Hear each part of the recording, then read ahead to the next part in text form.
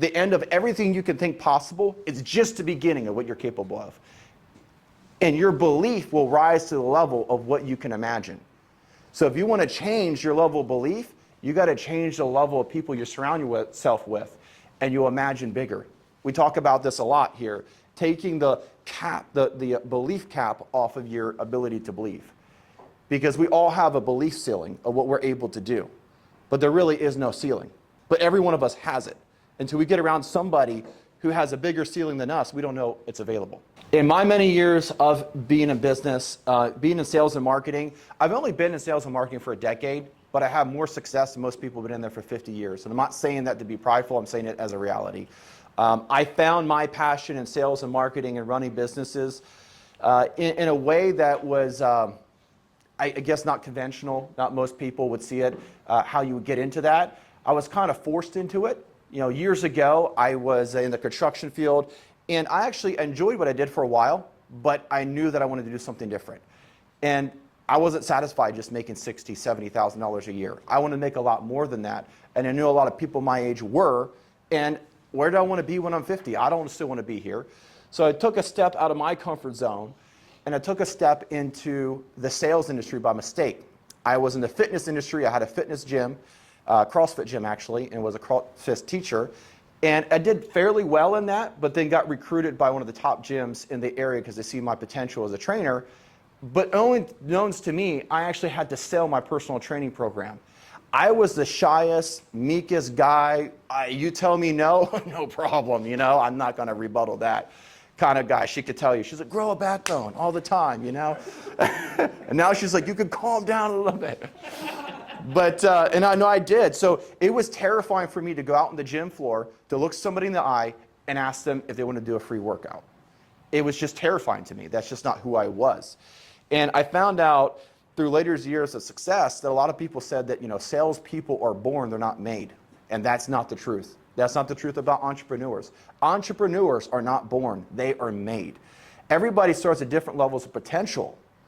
But the end of yourself is the beginning of your potential. Thank you for watching the video. My name is Josh Schroeder, founder and CEO of Future Contributions Business Development. If you like this content and you need individual help, I'll be more than happy to help you with whatever you need. And you can reach me at any time with the information and link below, and I'll personally reach back to you within 24 hours. The end of everything you can think possible is just the beginning of what you're capable of. And your belief will rise to the level of what you can imagine. So if you want to change your level of belief, you got to change the level of people you surround yourself with, and you'll imagine bigger. We talk about this a lot here, taking the cap, the belief cap off of your ability to believe. Because we all have a belief ceiling of what we're able to do. But there really is no ceiling. But every one of us has it. Until we get around somebody who has a bigger ceiling than us, we don't know it's available. So by looking at that, when I was in that industry, I got fired from my first sales job. I was an amazing trainer, but I could not sell anything. I mean, I couldn't even sell myself a glass of water, okay? It was bad. But a lot of the tactics they were using were just kind of pushy, you know, hard closes. It was almost like an arm wrestling match, and if you wear out the customer before you get wore out, you win the sale. And it's just not what sales is at all. And I remember the CEO, and he was a pretty cool guy, but I knew what he told me was wrong. He said, Josh, you're too nice to be a salesperson. And I knew that was very incorrect, but I didn't know any different. So I invested myself into entrepreneurship. I spent countless hours going through programs. I got mentors, and I just read as many books as I could.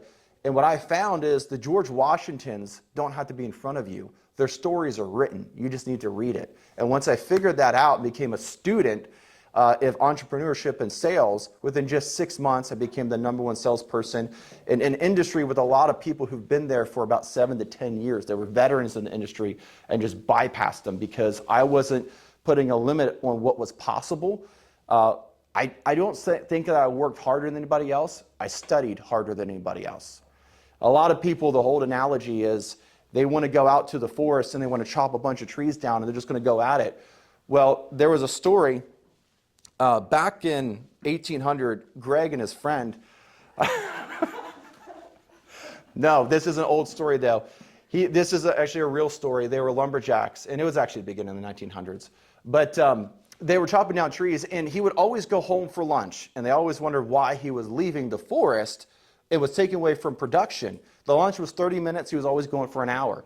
He would go home, spend time with his family for 30 minutes, and he'd go in his woodshed, and he would sharpen his axe for 30 minutes. And he was always cutting down more trees than anybody else, but working an hour, 30 minutes an hour less every single day. So a lot of times as entrepreneurs, I can find myself being that going out there and I have a sharp axe, I have all the energy, I have a great idea, I'm executing, I'm just smashing against a tree, smashing against a tree. First tree is easy, second tree is easy, third tree a little harder, fourth tree a little harder. I'm dulling my axe. If you never take time to reinvest back into yourself, because the only investment you can never lose is an investment into yourself. And just a little side note here, I want you to challenge yourself. Track this, do this, guys, write this down. And I hate when people say that, but write this down. This is important. How much do you spend on entertainment in the next 30 days versus how much money you spend on self-development? Once I caught a hold of that, it changed my life forever. Every year I try to increase it. Last year I spent close to $100,000 on self-development. That's probably a little more than community colleges would do. But the importance of it is I know that if I put it in the right direction in my passion of where I want to be and where I want to go, I know it can never be wasted. It can never be lost. You know, there's a lot of opportunities in the stock market, right?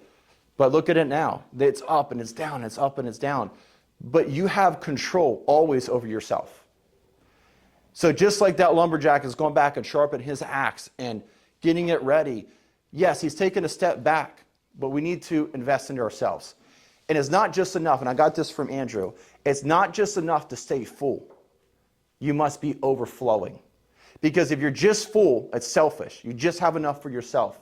You always have to have enough for somebody to dip into your experience, into your passion, and to take that and to change somebody's life. Because your breakthrough in business and in life is not just for you. It's for all those around who need a breakthrough as well. Because you set the tone. It's kind of like an icebreaker going through the ocean. Don't be the Titanics who get stuck on the iceberg. But as you're going through and you're cutting the ice, there's other ships coming behind you. You know, we are paving the way for other people, whether you know it or not. And whether you think you're a leader or not, we always lead ourselves first. Leadership will always start and end with ourselves. So that leads me to this, is the first pillar on purpose, and this is in order, in business, is going to be leadership. Everything falls and ends on leadership. If we do not lead well, put it this way, if you're not a professional at home first, you will never be a professional in the business world. People can sniff it out. They know if you're the real thing. They absolutely know if you're the real thing. People want to do people want to be with people. People want to be with people that care, and they don't care how much you know till they know how much you care.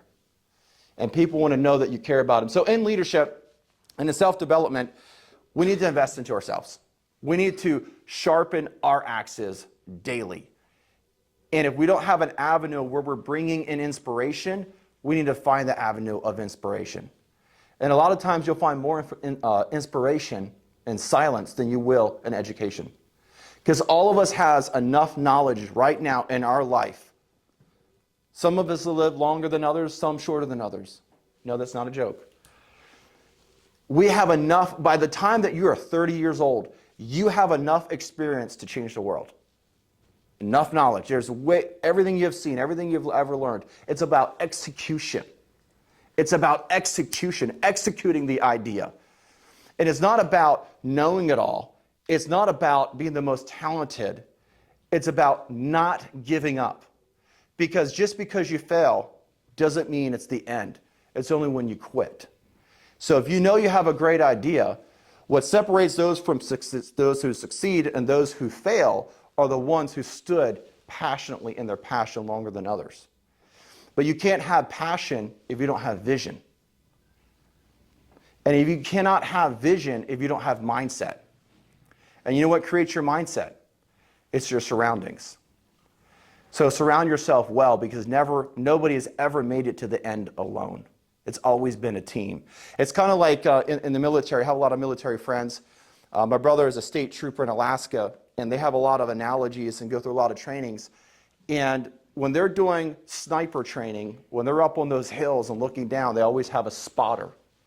That sniper is good enough by himself to hit the target. What that spotter is there for is not to look where the target is, but to look for incoming enemies. Because he's so focused on what he's trying to look at, he might not see something over here to this side. They're also giving him assistance with the wind speed and different things like that. Some information that he's not seeing or understanding because he's so focused. And that's great, but some of us get so focused in life, we're only focused on what's going well. We don't see the storm coming from the side. We all need spotters in our lives. We all need those people that can stand beside us and point those things out. So leadership, the first thing leadership will always do is seek leadership. Leadership will always seek leadership. The second you think that you're the biggest leader in the room is a fall coming in your life. And there's nothing that threatens anybody more than a victory, because pride has taken more men than failure ever has. It'll take you down faster than anything else. Once you think that you have arrived and you think that there's nothing else to learn, you are going to go downhill quickly. Next is going to be legal. So in legal, a lot of businesses have huge holes. And there's been some big businesses, if you do some of your research, that have went down because of these loopholes. They didn't have the right setup, or maybe they had the right setup, but they didn't have the right, they didn't renew the proper things. They didn't have the proper things set up. They didn't change with the times. So in your businesses, we won't spend a whole lot of time here because I feel like it's boring. That's what I have lawyers for. But in this, it is important. The biggest thing I tell you in legal is make sure you have the right advisor before you get a lawyer. There is a difference. Make sure you have a proper legal advisor before you get a legal lawyer. Because lawyers are in sales too, and not sometimes the wrong kind of sales. There's two kinds of sales. So they're either trying to close you or trying to close for you. Here at FC, we close for our customers, and there's a difference.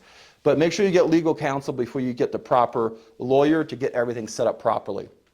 That'll save you a lot of lawsuits and a lot of time. I was sued 3 months into business, had my second lawsuit within 8 months. So within 1 year of my business, I was sued 2 different times. I didn't have the right legal counsel at first to get the right lawyer, lost thousands and thousands of dollars, and took a major hit back in my business, almost lost everything 3 months into it.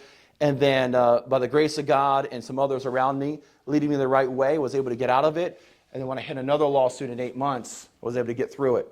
It's not if you're going to get sued, it's when in business. So you better be ready for it.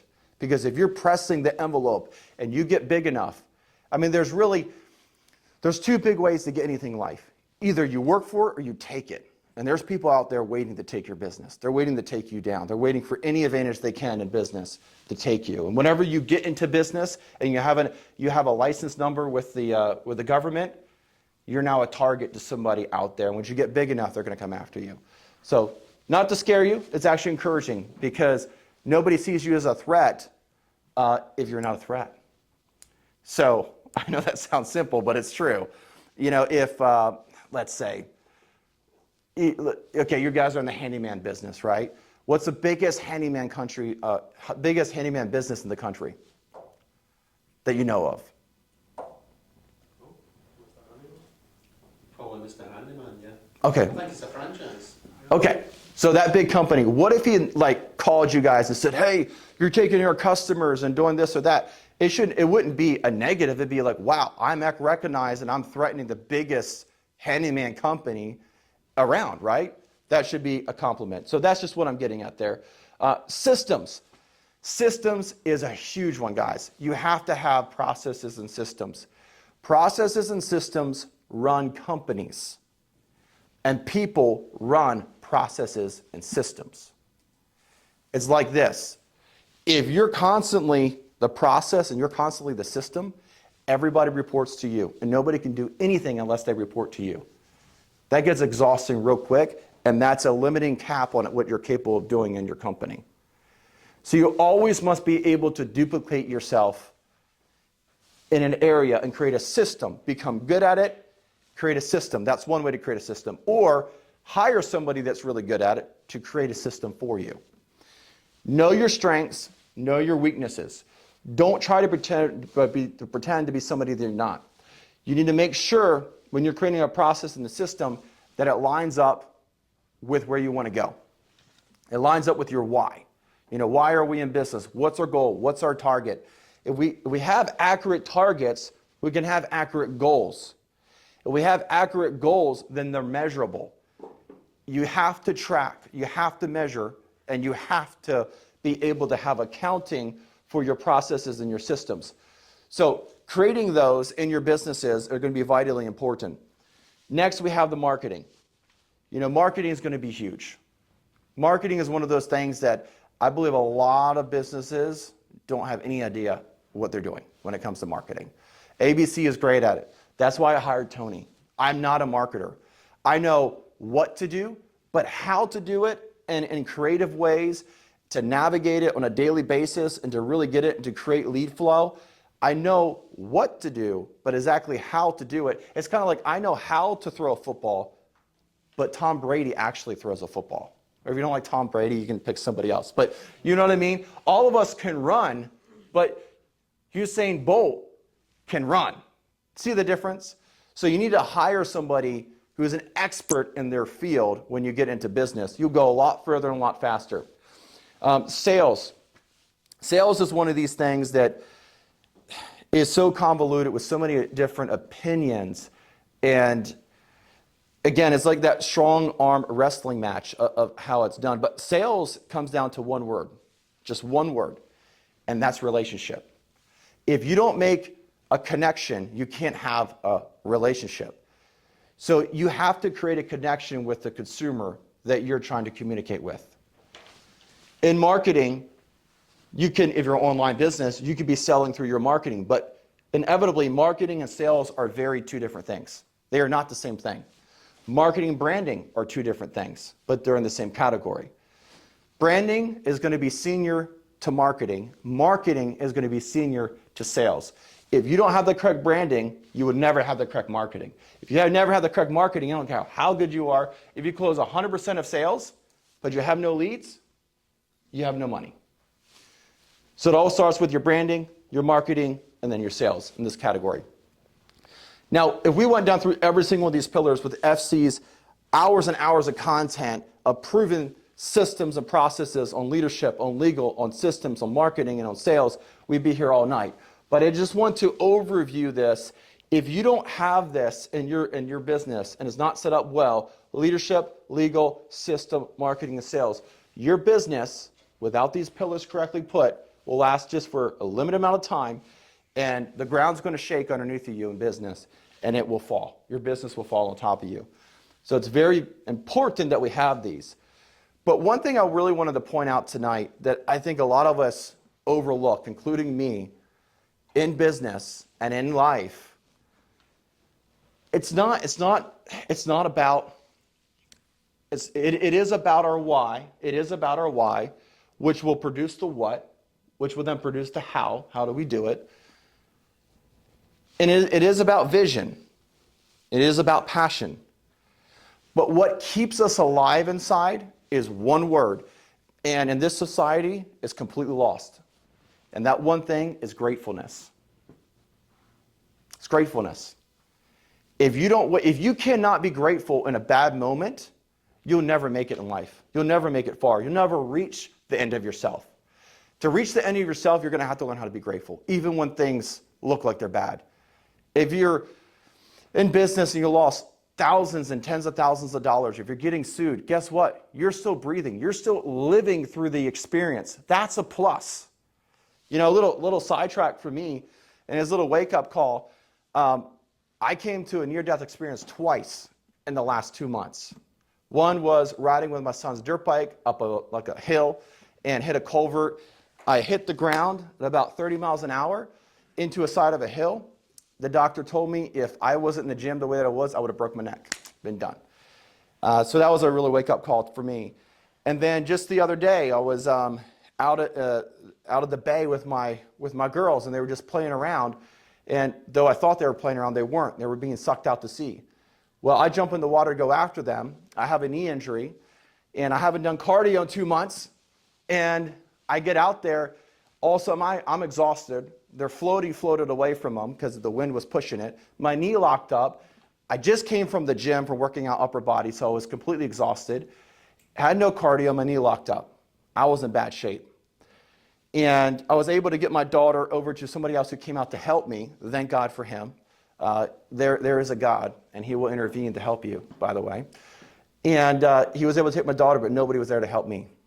And I started screaming for help, thought it was all over. I was about 30 yards from the shore, and I don't even know how I got there. I don't know the time between then until I got there because I was blacking out.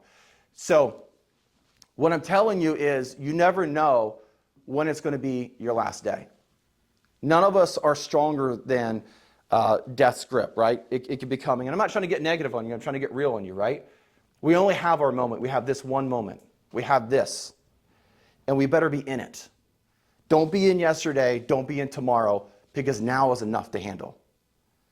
And every one of us has all the ability to handle the now. None of us have the ability to handle the yesterday's problems. None of us have the ability to handle tomorrow's problems. We only can handle the right now. So if we get ourselves right now, we'll get our past right. Do you see the difference? If we're trying to go back to ourselves and change this, well, then our now is being lost. If we try to jump to the future and try to fix a problem that hasn't happened yet, but it might happen, and if it did happen, I would do this and do that. Am I the only one who does that? No. Okay, all right, good. I think every business owner does that. But if we lived in the now, it would take care of the then, and it would take care of the future and take care of the past. So gratefulness is really huge. Example of this. Everybody right now, close your eyes just real quick. Just appease me for a second. Now open them, and around the room, look for everything that is black. Look at everything you can think of as black. 3 seconds. 1, 2, 3. Close your eyes. Got it? All right, now open your eyes. What's blue in the room? What was blue in the room that you've seen? That you've seen. You're looking for black, right? You see it now. Come on now. But when you close your eyes and you open them, you look to see what's around the room, and you've seen black. Your focus was on black. So it's what you're focusing on in life that is going to create the emotions within you. You know, we might see a negative that's actually a positive, but because that's how we're looking at it, that's the way that we see it. And it might not be the truth, but it definitely feels that way, right? Do you ever believe a lie and it completely tore you up, but it wasn't the truth? But it was your reality. It was what you perceived to be life was. You know, either we're happening to life or life is happening to us. That's how it works. We're happening to life or life is happening to us. We have to be on the proactiveness on the side of life rather than the reactiveness, because it's unforgiving. And it's going to try to take us down every time it can. You know, you could say it like this. Wherever focus goes, and this is kind of corny, but wherever focus goes, energy flows. Wherever focus goes, energy flows.